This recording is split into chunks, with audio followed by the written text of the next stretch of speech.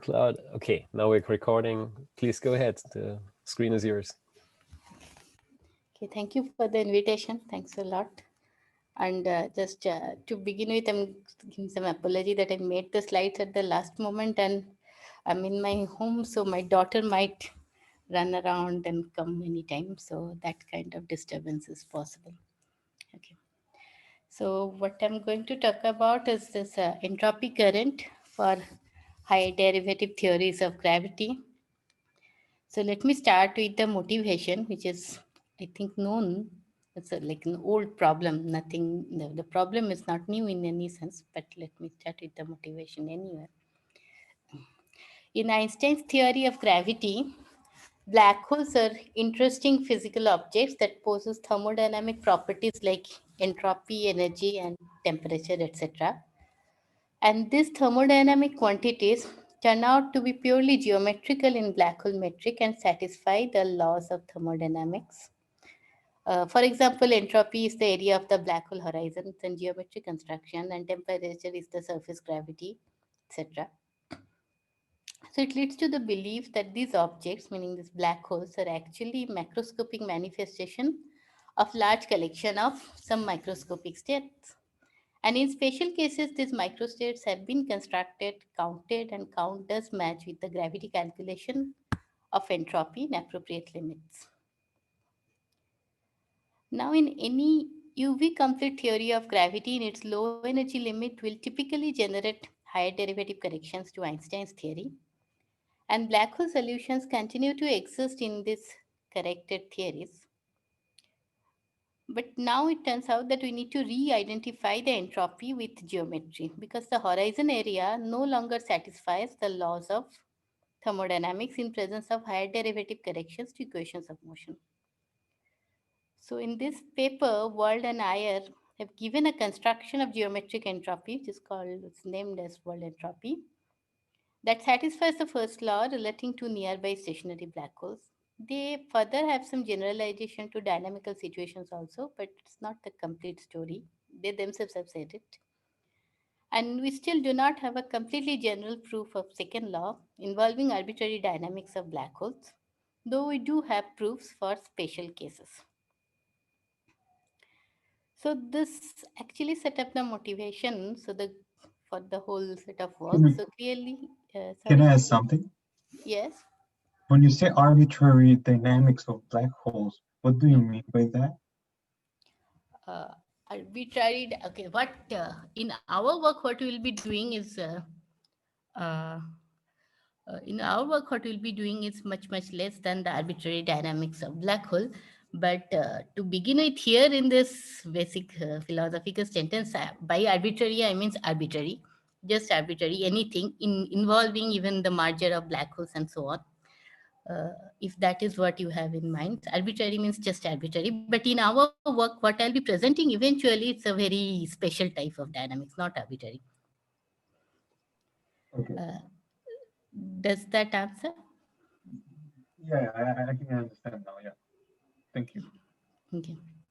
So clearly, in this context, the final goal would be to prove the second law for arbitrary black hole dynamics in higher derivative theories of gravity, or probably I should also add here, or finding some counter examples that if this kind of high derivative theories we are considering, that then for that kind of dynamics you won't be able to satisfy second law anyway, and therefore these theories are rejected. Some such thing are even more interesting. But the final goal would be to know the situation for any arbitrary black hole dynamics. That's the final goal. But however, we shall take up a much simpler project to begin with, as like probably everyone can understand it's very difficult goal. So we shall take up a much simpler project to begin with. We shall consider the following dynamical situation. So suppose a stationary black hole is perturbed slightly by a small amount of infalling matter. Whenever I'm saying black hole, it's a black hole in higher derivative theories of gravity. So the black hole absorbs the matter, goes through our dynamics, and eventually settles into another black hole of slightly shifted thermodynamic parameters. The infalling matter is such that the dynamics remains of small amplitude throughout. And really what I mean by small amplitude is that in our treatment, we shall ignore all terms that are nonlinear, like quadratic or higher order in the amplitude of the dynamics. So this is the kind of situation that I'll be considering, and we would like to see that at least in this situation, when some small matter is falling on a high derivative black hole solution and causing a little bit perturbation, whether that dynamics preserves maintains second law. So this is the dynamics that I'll be considering. Uh, any question at this point?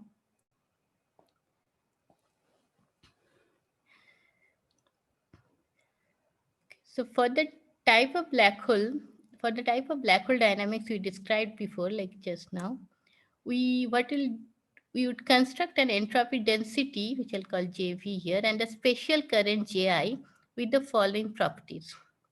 JV and JI locally depend on the functions appearing in the metric and their derivatives with appropriate index structure and contraction.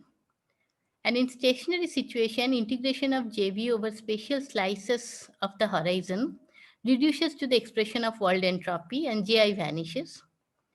And JV and JI together satisfy the following inequality throughout the dynamics. This is the entropy production kind of conditions. So in usual fluid dynamics or language, what we call this is a divergence of entropy current being positive throughout the course of time evolution.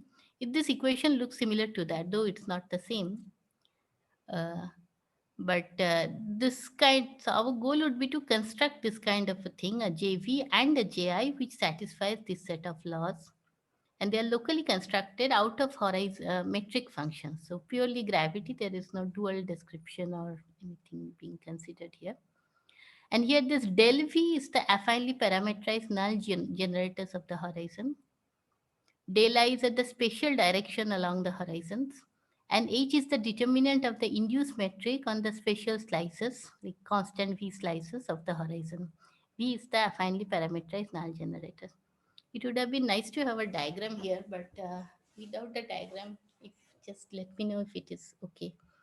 If it is not okay, let me know. If the thing that this is the goal, this is what we would like to do eventually, like in this work. We would like to construct a JV and JI which will satisfy this.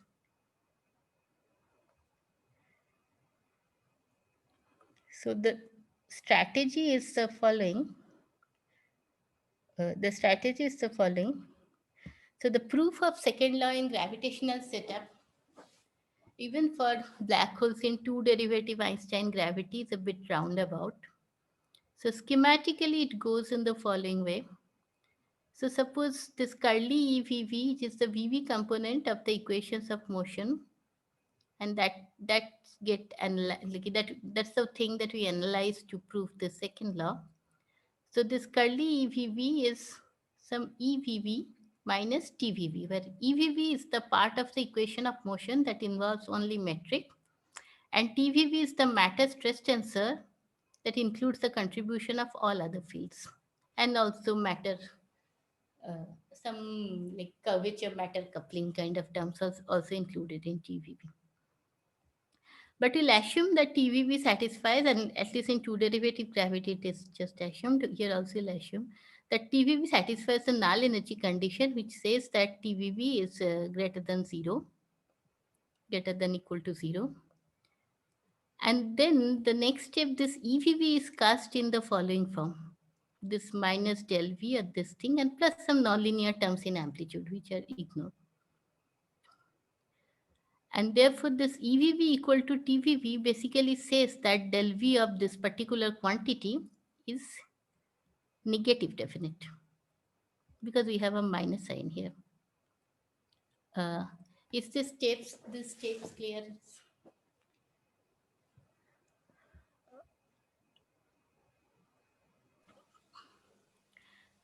Okay. Sorry, may I ask, how do you how do you know that this that you can define the EVV component in terms of the JV and the JI? That's the thing that I'll be showing here. That is the crux of the proof. Suppose EVV is writable like this. So this is how the proof goes. Suppose I can write EVV like this. Okay, okay. If I can, then EVV is this thing which will be like this null energy condition will tell me that this quantity is less than 0. And so we found this is less than equal to 0, or this particular function is a monotonically decreasing function of V. And in stationary black holes, we have a time-like killing vector, del tau, which on the horizon reduces to del V, because del V is the null generator of the horizon. So if you have a killing horizon, the del tau will reduce to this del V up to some proportionality factor. So using it, we could argue that in far future, when the black hole settles down to stationary black hole, this quantity, this del V, JV, and del I, JI vanishes. So then what we found a function which is a function of V and monotonically decreasing and vanishes as V going to infinity. So from here, it follows that this quantity is positive for every finite V. So this is how the proof goes. Like first we have to rewrite EVV in this form, and we have to assume the null energy condition. If these two conditions, these two things, like null energy condition, we'll just assume, nothing to be proved. If we can write EVV in this form, then with the help of null energy condition, in this roundabout way, we can show that this particular quantity is positive for every finite V. So this is how the proof goes. The full strategy is like this. So our job would be to show that for higher derivative theory, any higher derivative theory, EVV could be written like this. So that's the whole proof is all about, and the talk is all about, that we could write EVV in this form.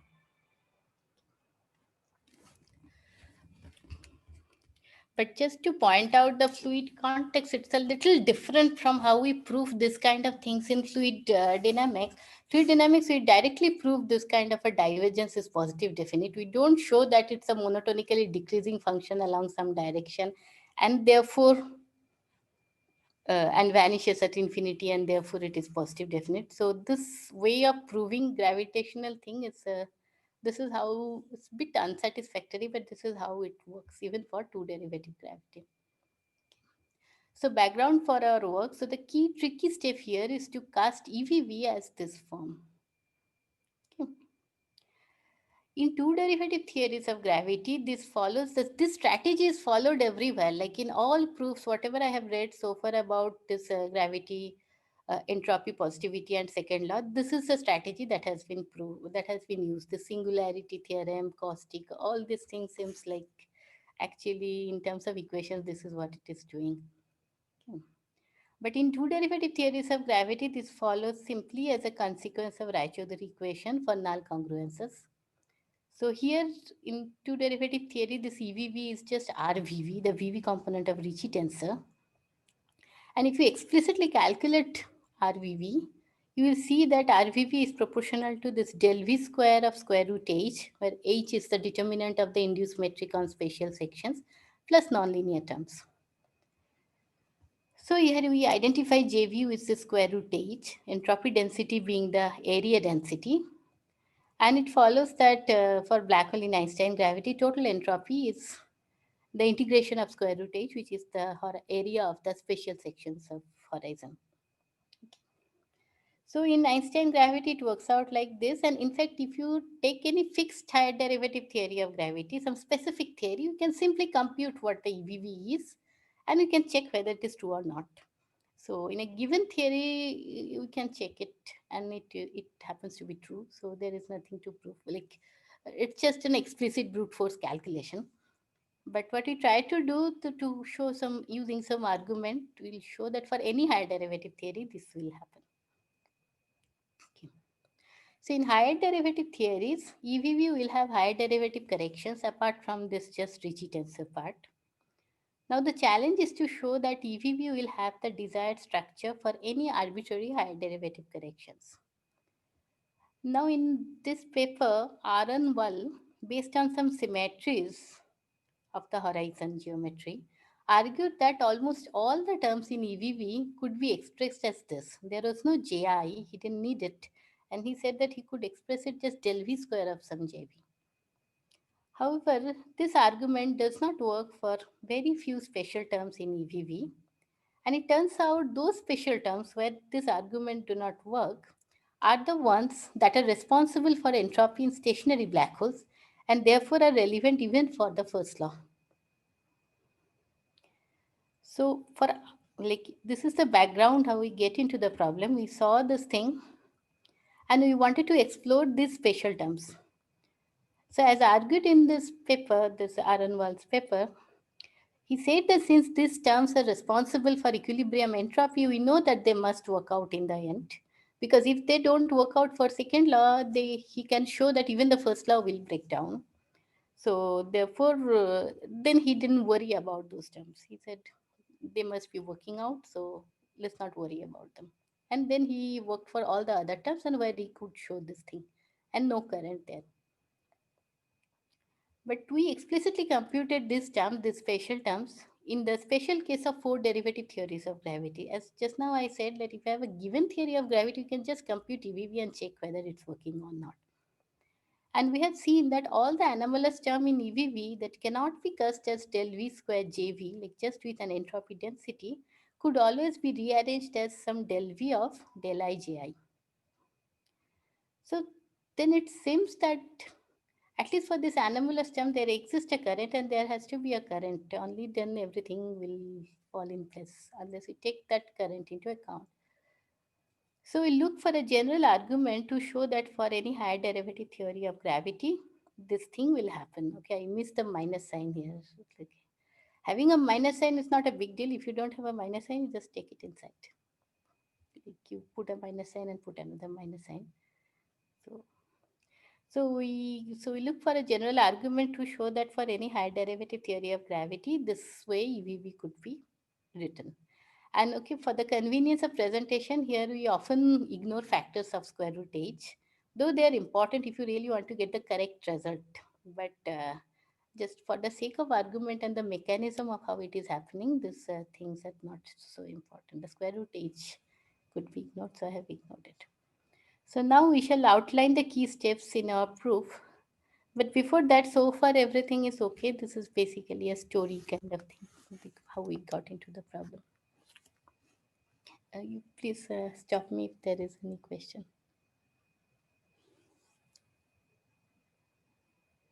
There is a chat question. Do I have to look at chats? Achha, no.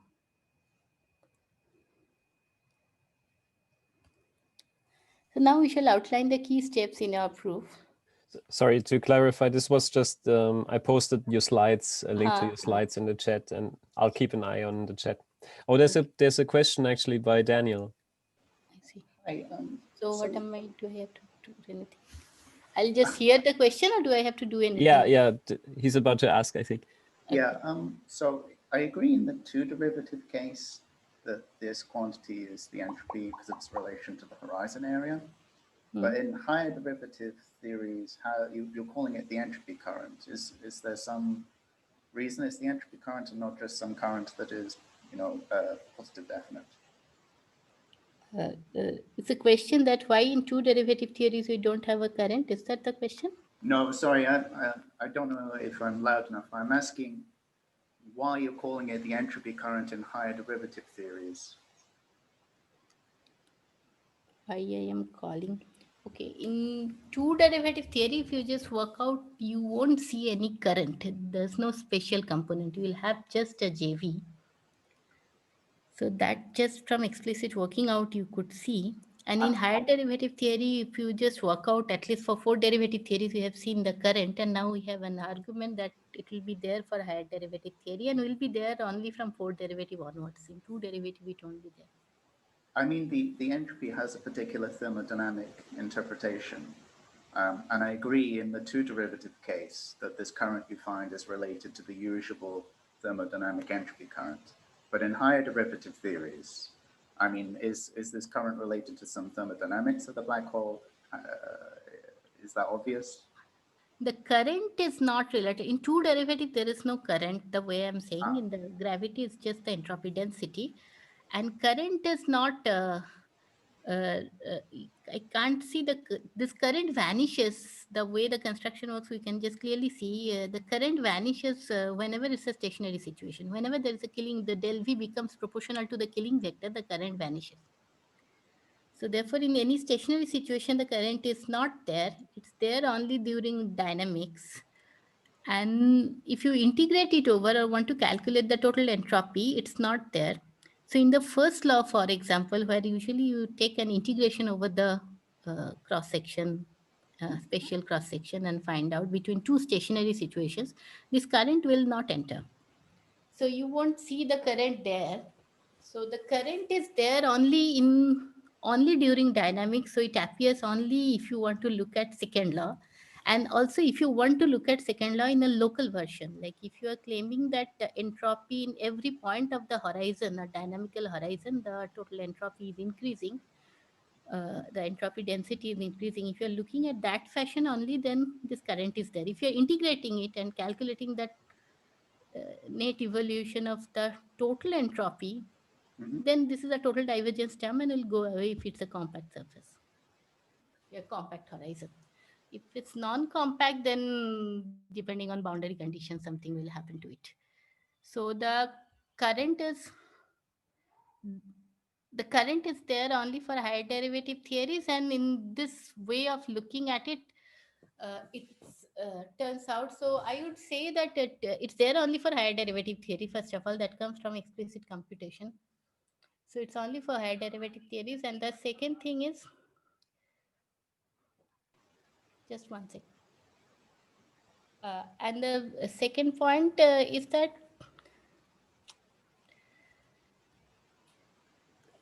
Sorry. if you sorry, my daughter came. So the second point is that if you integrate it and looking at an integrated version, it's not there. So it's like if you want to take your second law to a local point and entropy to the whole thermodynamics being true even locally, point by point on the horizon, if you want to do that, then this way of formulating it is useful. That's the thing. So that's what I can say. I don't know whether have I answered your question? I'll ask more at the end of the talk. Okay.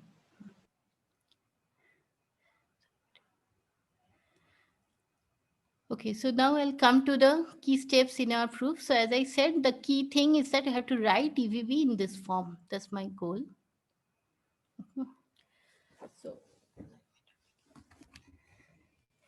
So the first step is having will derive an identity, which is a well-known thing. And it's derived in Wald's paper also in many places, but in a form language. I've used just normal index language and calculated it. That's it. So it's an identity for this EAB, the gravity part of the equation of motion. So this is the only derivation that I have. And there are a few others. So the action of the system is given the gravitational action plus the matter action.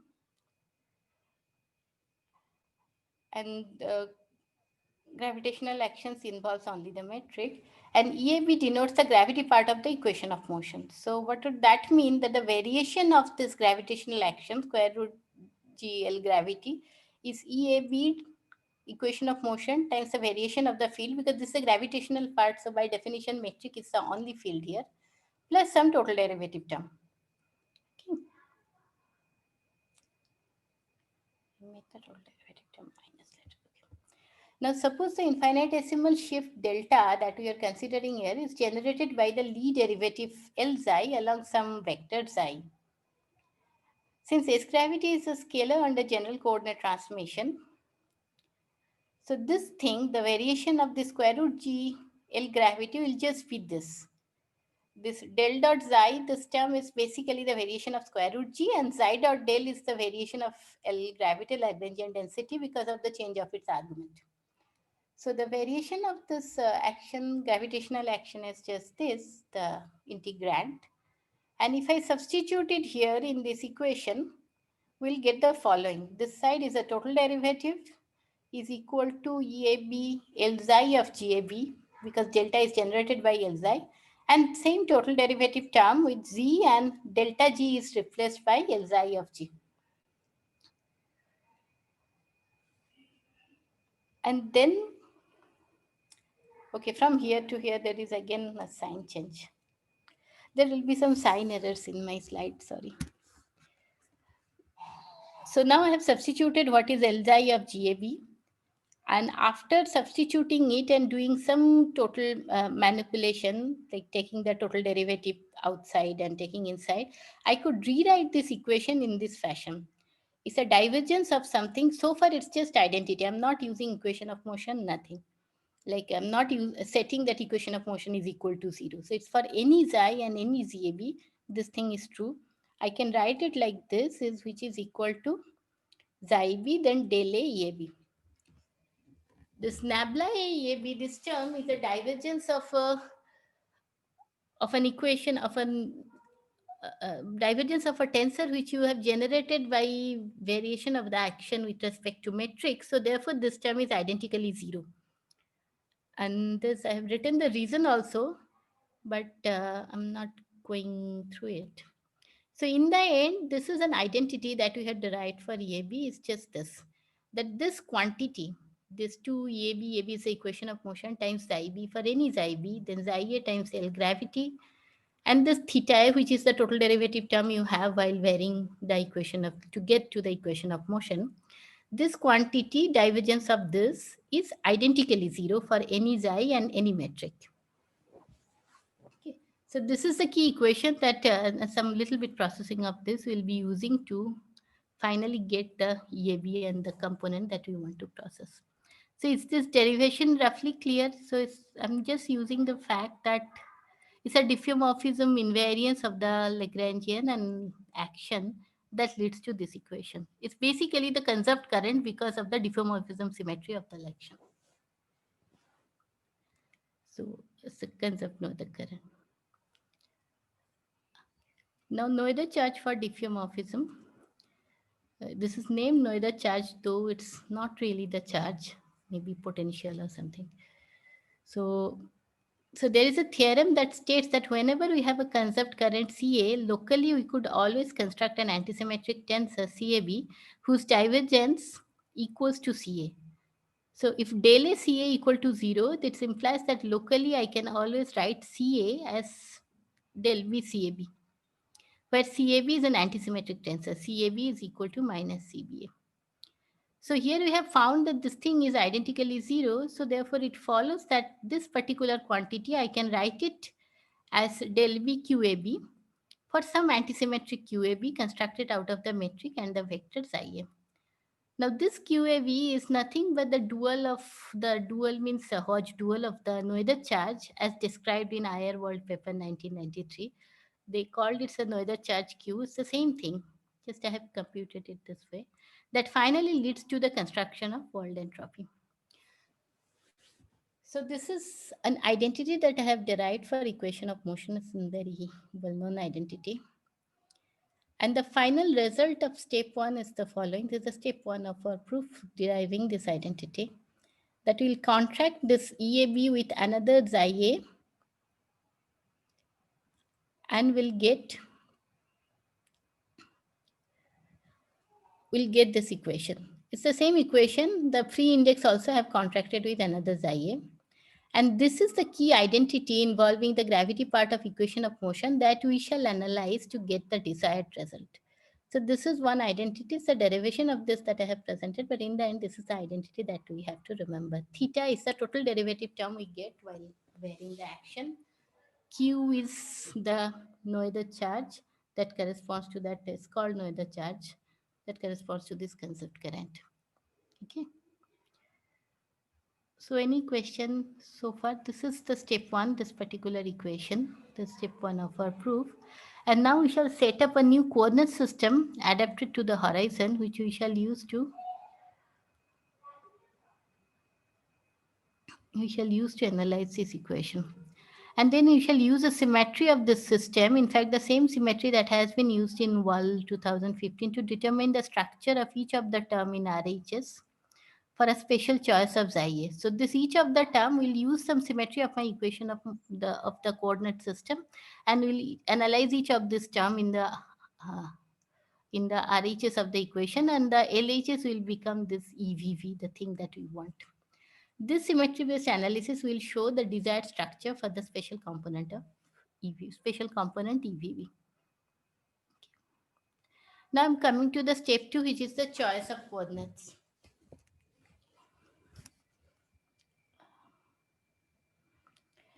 So the black hole will always have a horizon and null hypersurface.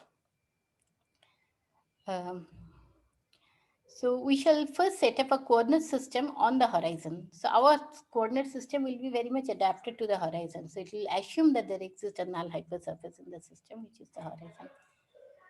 So suppose del V denotes the null generators of the horizon, where V is a fine parameter, which is one of our coordinates on the horizon. And del I are the special vectors which integral curves give the coordinates on the constant V slices of the horizon. Now we have to fix the coordinate. So these are the coordinate system on the horizon. We have del V, which are the null generators of the horizon, and V is a fine parameter.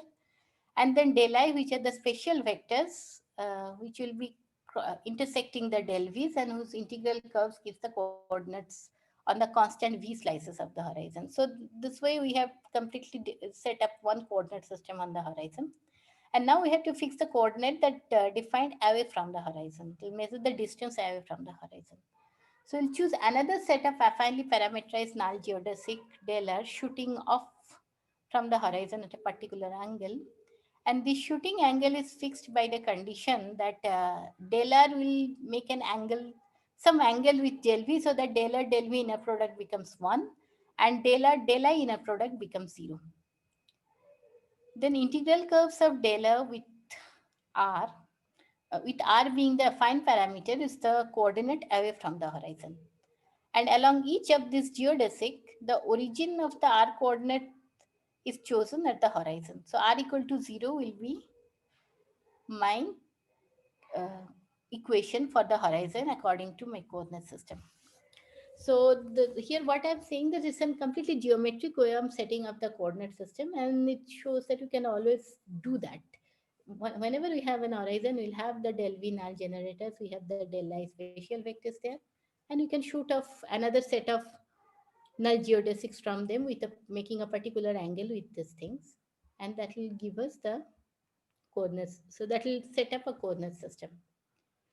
And it turns out, if we do work out all the conditions explicitly, it turns out that if we choose this kind of a coordinate system, the metric in this coordinate system turns out to be this. So my coordinates are xi, v, and r, where del r is null throughout, so dr square is 0, so there is no dr square component.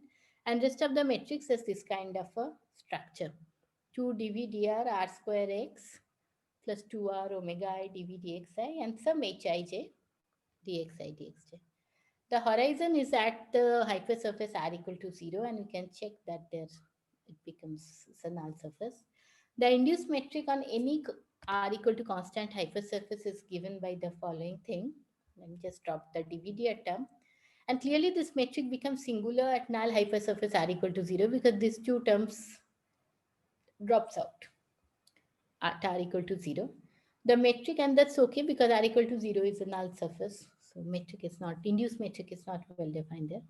So the metric on the constant V slices at r equal to 0 is given by hij. All covariant tensors constructed out of metric and evaluated on the horizon will be function of x, omega I, and hij and their derivatives. And this last line is really important, that we have chosen a coordinate system. In this coordinate system, we can evaluate any covariant, any component of any covariant tensor. And suppose we also want to evaluate it at r equal to 0.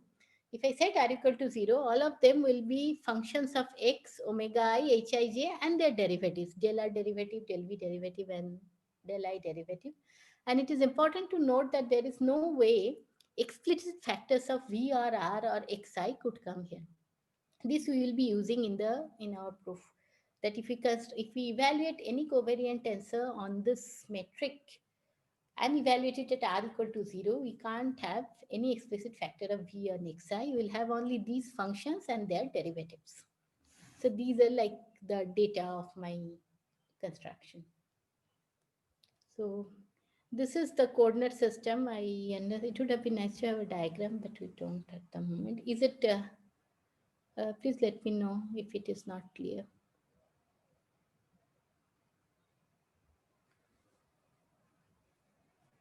But with this coordinate system, it's not completely fixed. Still, we have some residual coordinate freedom and symmetries, and those are the symmetries that I'll be exploiting to constrain the structure.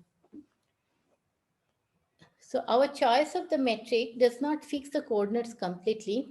On the horizon, we are left with a set of coordinate freedom. The way we have set up our coordinate system, we first set up a coordinate system on the horizon, and then we shoot off our coordinates. They are completely fixed once the horizon coordinates are fixed. But on the horizon itself, we are left with a set of coordinate freedom. We have not fixed the freedom of general coordinate transformation of the form where the spatial coordinates are mixing among themselves. We have just said we have chosen some spatial coordinate systems, but they can mix among themselves. So that freedom is anyway there.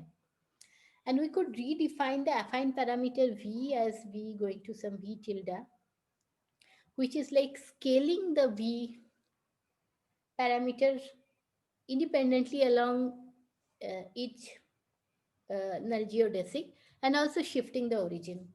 So that freedom is there, and even if we do that, it will still remain affine. The v tilde is still an affine parameter, and therefore even with v tilde coordinates, we have to then realign my r coordinate because the coordinates have changed on the horizon. So the shooting coordinates also has to change a bit, but we can always, along with an appropriate redefinition of r coordinate, we could retain the form of the matrix.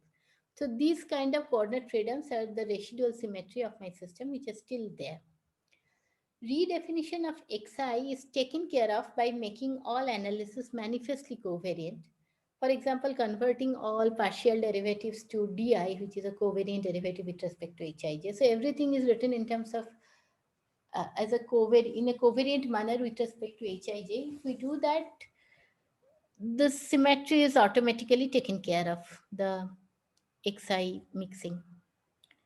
However, the symmetry under the redefinition of V is not manifest, and we shall use it, or the special case of it, to constrain the structure.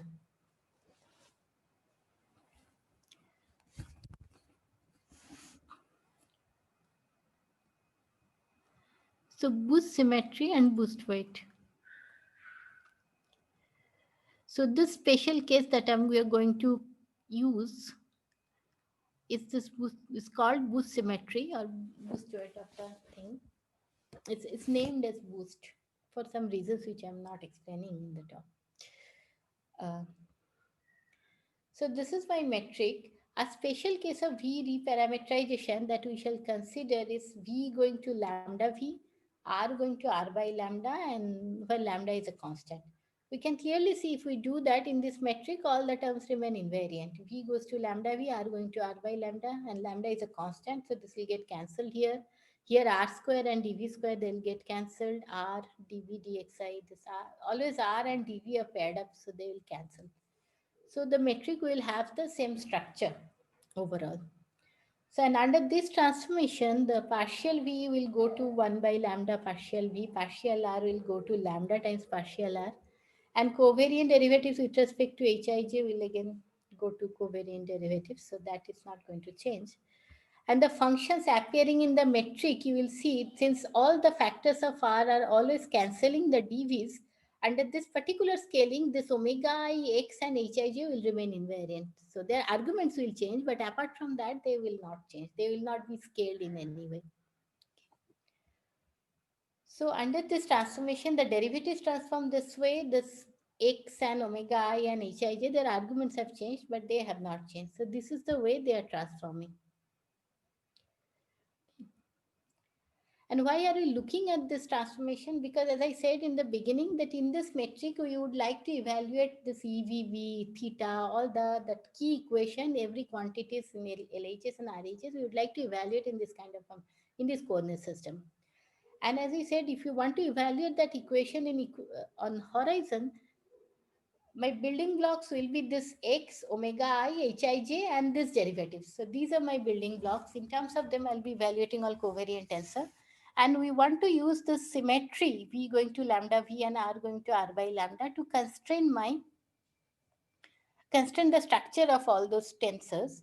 So therefore, you would like to see how these building blocks are transforming under this particular symmetry, under this particular coordinate transformation. So covariant tensor components and boost transformation.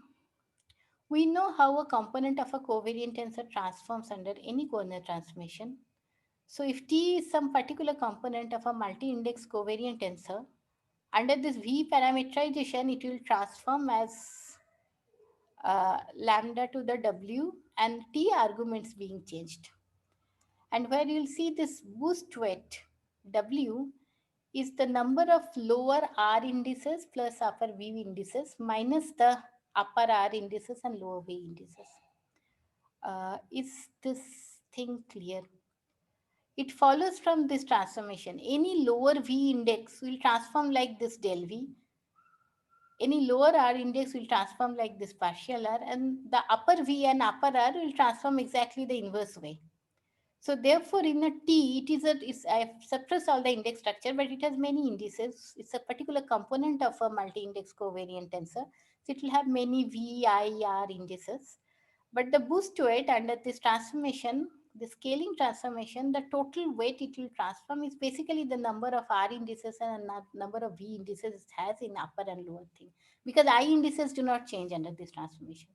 So using that, we could see that the boost weight of any such covariant tensor is the following. So if we have a covariant tensor component, just looking at its index structure, we can say how it will be scaled under this lambda transformation. But also on the other hand, we know that if we evaluate any covariant tensor component on the horizon, it will be in terms of the above building blocks, this x, omega I, hij, and these derivatives. And I also know how each of them will transform. So therefore, I have two independent ways of knowing the transformation. I know T is constructed out of this, and each of these building blocks transform in a given way. And I also know because T has a very specific kind of index structure, it has to transform in this particular way with a particular W weight, which is determined by its index structure. So it follows that for any tensor component with weight W, since X, omega I, and hij, they do not have any weight under this lambda scaling, all the weights of the tensor component has to be exhausted by number of del V's and number of del R's.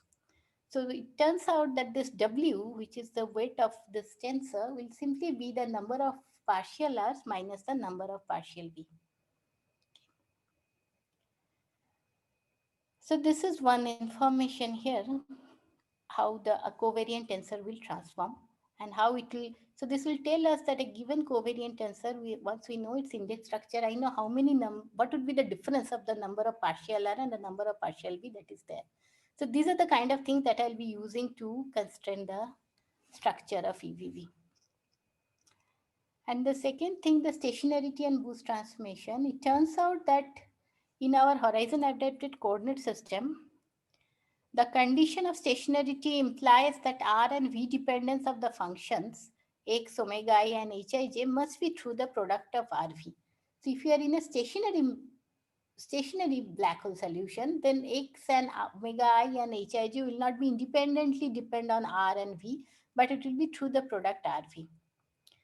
So del V acting on any such function will bring down a factor of R and therefore vanish at R equal to 0 unless there is also a partial R to pair with it. So in other words, any tensor component with W less than 0 will vanish on a stationary horizon. And also the excess of partial V operators over partial R's encodes the departure from stationarity. So this relation between a boost weight of a component of a covariant tensor, the stationarity, and the number of partials and a partial R and partial V's is the key. The relation between all of them is the key to cast EVV to the desired form. And these above conditions could be expressed more mathematically with an appropriate choice of xi and the Lie derivative along xi, which I'll come to later. So we have done, so the step 2 is basically a coordinate transformation, choosing a particular kind of coordinates, and then figuring out the residual symmetry, and under those residual symmetry, how a covariant tensor component will transform, determining that. So these are my step 2, and I'm just giving a summary of the step 2. These are the key thing that we'll need for our proof. Now we have all the ingredients for the final arguments of the proof, but we shall summarize here the key points. In our horizon adapted coordinate system, the metric has one scalar, one vector, and one tensor Hij function of boost towards 0. So none of them transform under the scaling. Any covariant tensor component evaluated on the horizon could be written in terms of x, omega I, Hij, and or this type of derivatives acting on them. Boost weight of any tensor component is defined to be the difference between the total number of lower R plus upper V indices and upper R and lower V indices. And boost weight of any tensor component equals to the difference in the number of partials R and numbers of partial V's. Any tensor component with negative boost weight must vanish in stationary black hole, and any term with excess of partial V over partial R is proportional to the amplitude of the dynamics. So these are the key things which I have tried to argue, but these things will be used, and will be used in a very simple, like 12 standard way. I think like we don't need any sophisticated knowledge apart from what 12 standard knowledge to see the structure coming out. 12 standard is Indian. I don't know whether it is there others. It's a school living exam is called 12 standard exam. So now step 3 is now finally the step 3, it's not the final, there's one small step is written, the choice of xi. So there's a xi vector everywhere in our in the key equation that we'll be analyzing. There's a xi vector floating around, so we have to choose that xi appropriately in this coordinate system. So we'll choose xi mu to be the vector generating the infinitesimal version of the above transformation. So lambda going to 1 plus delta lambda. So lambda is the transformation, and xi will be there will be a vector that will generate that transformation in an infinitesimal way. So infinitesimal way means lambda is 1 plus delta lambda, which leads to a change in V, which is proportional to delta lambda, and change in R, which is proportional to minus delta lambda. So from here we could see that if we want xi mu to be the generator of that transformation, this coordinate transformation, the scaling of lambda, then xi a will take this following from V del V minus R del R. And from here we could read off what are the different components, the lower xi R xi V component and the norm of xi as well. As xi, as I told, is the norm will turn out to be 0 on the horizon because it's the generator of the horizon eventually. So it follows that Lxi corresponds to infinitesimal version of this V reparametrization or V scaling that we have described. So Lxi on a covariant tensor, it will be equal to the shift generated due to the scaling by lambda equal to 1 plus delta lambda. So one could further show that in stationary black holes, xi reduces to the killing vector of the space-time. And in other words, Lxi on any covariant tensor would be non-zero only if it is evaluated on a dynamical metric. Because stationary black hole xi is the killing vector and Lxi will be 0 on any stationary situation. So further from the linearity of Lxi operator, it follows that it captures the dynamics up to the linear order in the amplitude. So the Lxi that appears inside theta is basically, so in now our final analysis will come on why we came to this Lxi, just to analyze, just to say that. So this is the equation that we are looking at. We have to analyze in the end using all this boost weight and everything. And where Lxi is, inside theta, there is this quantity that appears Lxi of z. And this Lxi is basically this Lxi is basically nothing, but we've chosen xi in a way that this Lxi is basically nothing but the transformation generated by the lambda scaling that we have just now described. Okay. So now the final analysis, all the ingredients are there. We know the coordinate system. We know how tensor components transform. And under that, and the relation between partial V and partial R and the weight of the tensor component. And we know what Lxi means, how Lxi is related with this kind of symmetry transformation. So using all these three, now we'll analyze this equation that we had derived at the beginning. And this equation, we'll evaluate this equation on the horizon, and where in place of xi, I'll substitute the xi that we have just now derived, this one. So if you just substitute it, it turns out to be this equation, this xia is 0, as we have seen at r equal to 0. So this term drops out, and we finally get just this. So I have cancelled one factor of v, and we get 2v times evv is equal to theta r plus del mu q mu r. So this is the equation. And this equation, now I know the index structure, all of them are covariant tensors. So I know how many number of partial r and how many number of partial v's are there in any one of them. And I'll use them to manipulate the structure and get TVV in the desired form for any higher derivative theory. So that's the final goal. Now I'm almost outside the time, I think.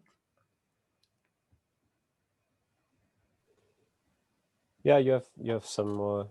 We started 5 minutes late. So. Okay. Okay, so let me then go through it. I'm not sure whether anyone following, since nobody is asking. You said there will be lots of questions. Okay,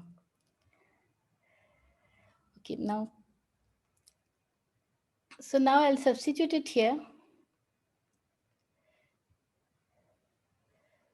So substituting xi and evaluating on r equal to 0, we get this equation, which we'll be analyzing. The first thing, I'll start from left-hand side to right-hand side. So EVV is a tensor component with boost weight W, which is equal to -2. So you remember boost weight, number of lower V indices will give a negative. You'll add that with the minus sign. So it has 2 lower V indices and no upper R or no lower R indices. So it has -2. And it does not have any explicit V dependence. As I said, that any covariant tensor, once evaluated on the metric, it will not have any explicit V dependence. Now, theta r is also a tensor component with boost weight, W being -1 because it's one upper R index, which is equivalent to one lower V index. And del mu q mu r can be written like this, where the QVR has boost weight 0 and QIR has boost weight -1. So both Q and theta linearly depend on xi and therefore could have V dependence only up to linear order. CVV cannot have any V dependence. It's itself a covariant tensor and doesn't depend on anything. It's equation of motion component, doesn't depend on xi. Theta and Q does depend on xi with that Lxi business, but it's always a linear dependence. Lxi is always linear in xi. So therefore theta and Q and theta will depend on xi, but the dependence maximum will be linear order. So it will have now a linear order dependence in xi says that theta and q maximum can have a single factor of v, an explicit v, and EVV will not have any v. Now we'll use that to calculate structure, but it will be a bit tedious term by term. It's nothing elegant, term by term calculation, looking all the cases possible and then removing cases, like eliminating cases that this is not possible, that's not possible because this many number of v's are there, this many number of r's are there. So I'll just do one sample calculation, which is the simplest one among these many terms and many possibilities, just to show how it goes, in what way it is works. But that's not, there are many other such similar calculation has to be done to see how, what is the structure. Now we shall use all our relations about boost weight, stationarity and partial r's to constrain the structures of theta r and del mu q mu r. It is a repetitive application of the above relations for each possible term in a case-by-case basis. Here we shall present just one such piece of argument to show how it works. So consider the term in Q mu r that depends on xi. As I said, Q can have two terms. It doesn't depend on xi and one linearly depends on xi. Suppose we are looking at the term that linearly depends on xi. So this term must have the form like this. So W is a mu r having the structure and there is one more index which is contracted with psi. So it must be of this form. It's on the possibility. And xi alpha, you're evaluating everything on r equal to 0. You're interested only on the horizon. So xi alpha is just V del V. So it becomes that V factor coming from this del V, V component of xi alpha, and therefore this is contracted with V. So this quantity becomes this. So now W, V, R, V has weight W minus 1 because V and R, they have opposite weights, they will cancel, and one lower V will have one weight minus 1. And WIR has weight minus 2 because upper R will have a minus 1 weight, lower V will have a minus 1 weight, and I doesn't have any weight. Therefore, both must be proportional to the amplitude of the dynamics. As we have said, whenever there is a negative weight, it has to depend on the dynamics. It will vanish on any equilibrium situation. So therefore, both has to depend on the amplitude of the dynamics. So now I have explicitly written out this term del mu q mu r because of this. So this is the q mu r, this is the del mu. I have dropped out factor of square root of h, as I said before, because they are not important, just to see how the argument works. So I've explicitly written and worked it out. Di is the covariant derivative with respect to the spatial metric hij. So if I just work it out, the del v will act on v and will give this term. And the second term will be v coming outside and overall v factor coming outside and inside this thing. So you see this term will have two kinds of term, one with a explicit factor of v and another without any factor of v. And WIRV has weight minus 2 and therefore it must have 2 del v that can't be paired with del r. Because we have seen that whenever the number of boost weight says that the excess of del v operator compared to del r, so it is minus 2, so 2 extra del v must be there. So therefore, one typical structure in WIRV would be of this form. This AIK del V of 2 plus K and V of 0. Where this K and 0 denotes the boost weight. So this is the minus K boost weight, this is a plus K boost weight, they will cancel and overall there will be a minus 2 boost weight because of the two factors of partial V. Now we'll keep doing the following manipulation. Suppose we have this kind of a term, this term. I took one del V out overall from here, 2 plus K has become 1 plus K, and then this del V has acted on AI of K, which has made it AI of K minus 1. Because its boost weight have reduced, one del R in it has been paired with a del V. So then I keep on doing this. I can transfer del V's from here, put it here, and can reduce the boost weight here. And I keep on doing this till all the K's are exhausted and we will get an AI0 here, del V square and V0. The plus minus sign is fixed whether it's plus or minus, but I just didn't keep track of it. Depends on what K is, whether it's even or odd. So minus to the 1 to the per K or something like that. It could be plus or minus, but that's not important for to see what is happening. So in the end, this del V square, from here also I do the same thing. I took one del V out, wrote it like this, and got a term which is of this from del V of AI0 and del V of B0. Now see this AI0 and B0 both are of boost weight 0 and both of them has an extra del V. So they are of boost weight minus 1, each of this term and this term. And a given boost weight minus 1 is linear in amplitude. A negative boost weight is linear in amplitude. So if I have a product of two such terms, so it's quadratic in amplitude. And therefore this term is negligible. So within our approximation, this quantity, WIRV, within our approximation could be recast, could be written always as this quantity where one del V has been taken out as overall. So this DIWIRV has this form then, where this yi is this thing. And then I can take an del v out and it becomes of this form, del v of diyi. And you see this is one desired structure. It's a divergence of a spatial current and you are taking a del v out of it. So what I have used is the boost structure and the how the boost weight is related to the number of del V. That's the key thing that I have used, and I can write it in this form. So this is actually the simplest manipulation, but it turns out that for all the other terms, the theta r, WVR, Q mu r, all the other terms in the equation, we could do the similar kind of argument of transferring del V and cancelling, reducing boost weight. And we could write it in this following form. The theta r in the end could be written like this A of -1 and B 0, these are the boost weights.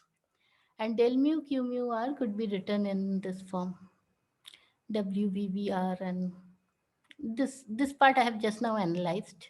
This is the thing, the xi dependent term, and there is a xi independent term which is like this. So this two rewriting up to nonlinear terms could be done just using boost weight and manipulating, taking V out, V in, and keeping track of the boost weights of the terms. That's it. Boost weight and the relation with V. Theta r you see has a boost weight -1. So this has a boost weight -1. V and del V, they have opposite boost weights and they will cancel. So this term doesn't have any boost weight. Here del V will have a boost weight -1, B0 is 0 boost weight by definition. So this matches. Here it is important that the factors of V as given are the only sources of explicit V dependence. Every other thing, this W, V, V, R and these quantities this is the tensor constructed out of the metric and therefore no explicit factor of V. So all the explicit factors of V are written out. For example, the functions A -1 or this Q0, etc. only have implicit V dependence to the metric functions, but no explicit V. Now I'll substitute this form of theta r and Q mu r in this equation. So we got this equation 2V, VB is this. We substitute the form here. And since it is an identity, we shall compare coefficients of V to the 0 and V on both sides. That will give me two relations. V to the 0 is this, because there is no explicit V dependence otherwise, and it's completely identity. It's true for all functions and everything. So no equation of motion, nothing has been used. So I'll just compare the coefficients of V on both sides. And I'll get two equations. This is the first term which must be 0 because left hand side has a single factor of V. So this is a V to the 0 term in the right hand side which must cancel among themselves to make this true. And this V coefficient of V is equal to EVV. So I compared these two coefficients and got these two equations. And substituting the first equation into the second one, we get the desired form of EVV. Then if I substitute this equation is here, this A -1 will cancel with this thing. So A -1 plus WVVR is equal to this. And if I substitute, we see that the EVV just turns out to be the form we have want. So del V of something plus DI of something. So here in many places, we have ignored factors of square root h, though they are important for the final result, but they are not important if we are just interested in the mechanism of the proof. So this gives how we could write it, and actually it ends my talk here. And this way we can show that we could always write EVV in the desired form, and then rest of the proof were already done long ago. So this analysis does not only prove the existence, but also gives an algorithm to construct the current, though we have not presented it here in detail. The existence of a spatial current makes second law of thermodynamics a local statement even in a gravitational setup, local statement on the horizon. So it's true, entropy is being produced at every point of the dynamical horizon. It's not the integrated entropy. So this analysis treats the dynamics up to linear order in amplitude. At quadratic order in Einstein gravity itself, we get entropy production. Since higher derivative corrections are suppressed by some UV scale, it might be possible to argue that such proof at linear order in dynamics is enough to show second law for higher derivative theories, though the issue might be more subtle there. So there are arguments where people, even in Aron's paper also, it's probably written that this is enough. Just linear proof is enough because for nonlinear order, Einstein gravity is anyway producing entropy for dynamical horizon, and all higher derivative corrections will be suppressed by some alpha prime scale or something. So they cannot change the sign anymore. So now future directions. So we have local versions of second law in fluid dynamics and theories of membrane. These are systems that are near some thermodynamic equilibrium, and the departure of equilibrium is treated in some perturbative scheme. It is possible to construct gravitational dual for both of these systems, and when the dual system contains a dynamical, and where the dual system contains a dynamical black hole or brane, this duality works out even with higher derivative corrections. Now we have a local version of second law, though only for linearized dynamics at the moment within pure gravity. So it would be interesting to see how this local fluid membrane entropy currents map to the gravitational version of the entropy current. Okay, thank you. This is the end of my talk. Thank you very much for guiding us through this derivation. Do we have questions?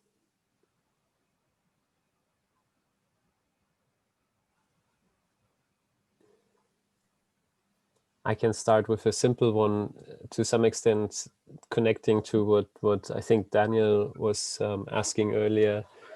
So what's not clear to me is still why you are certain that the current that you have defined, that you have written in your one of like your first few slides, like why that is the entropy current? Why is that not just some other current?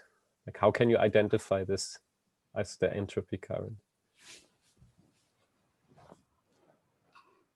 How can I identify that's the entropy current? Yeah, I asked before, and you told me that in I think it was around slide 10 or so. You mentioned that you assume it's an assumption to begin with that you can write slide a bit up. Probably it was on an earlier slide. Yeah, essentially. Just a minute before really here. Yeah, right. So that's the first few terms there. So I understand that the first part was an assumption. So you're saying you assume EVV can be written in terms of this JV and JI in that form. And then you ran through your proof and you showed, as far as I understand, that this assumption is consistent for some current JV, JI. My question is, how can you identify this JV and JI as the components of an entropy current and not some other current? Okay, first I would say it like this. So what we can really identify is that JV is the entropy, density and entropy.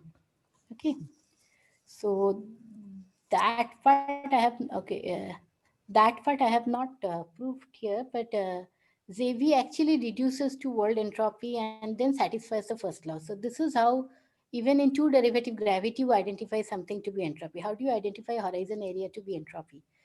Because you saw horizon area satisfies if you have two nearby black holes and you see that the change of horizon area, the two nearby stationary black holes, look at the change of horizon area and it looks like it satisfies the first law of thermodynamics with the change of energy, and like dE is equal to TdS, that kind of relation it satisfies. And then you identify that horizon area to entropy because it satisfies that law.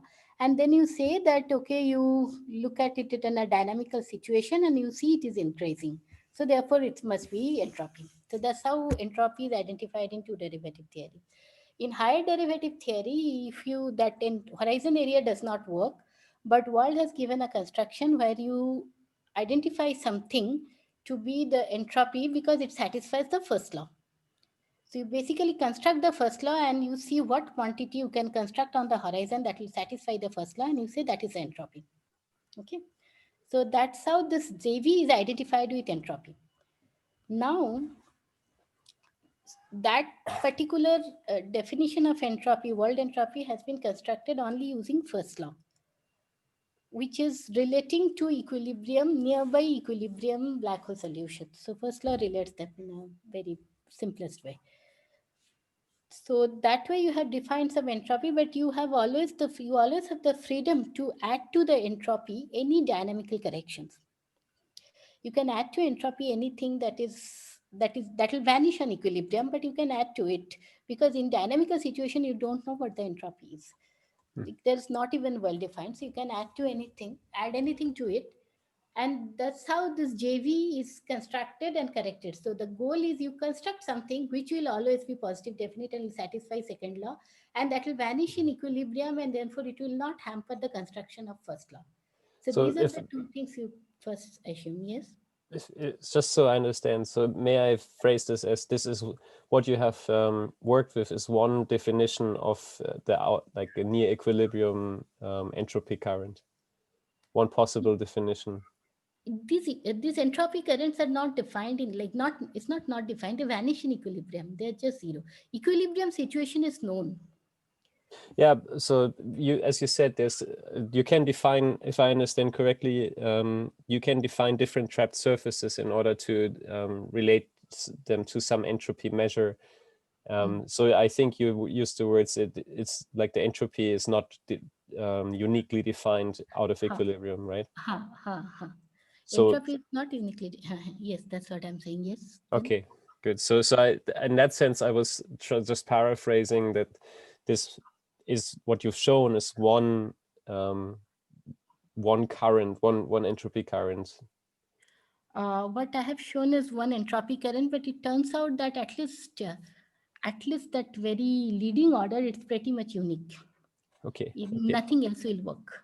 After higher order, actually, you can, how much you'll put in entropy density, how much you will put in current, that freedom is there. But at very leading order, it's unique. Okay, thank you. Like if you just follow you are also giving an algorithm. So if you follow the algorithm, you'll see that nothing else will work, because you already know what.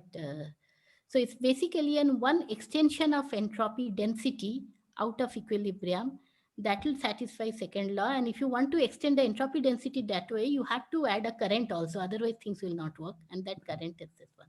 It's a leading order. It's kind of unique. Yes. I see. Thank you. Okay. Are there other questions? I think Daniel is now happy with the answer. Okay. Yeah, sorry, I didn't want to interrupt the discussion. That answers my question. Thank you. Is any question or just like he's very unhappy, or he can phrase something? No. So Daniel is happy with the answer. I think he said so. Like if there's... Sorry, I'm happy with the answer. Thank you. That was the question I was getting at, how it was related to the thermodynamic entropy, the first law of black hole. The first time you asked the question, that time my daughter entered and something going on. So then I couldn't. Yeah, no, it's good. Thank you. Okay, if there are no further questions for now, we'll stop the recording here. And we thank, of course, Sayantani again for a nice talk.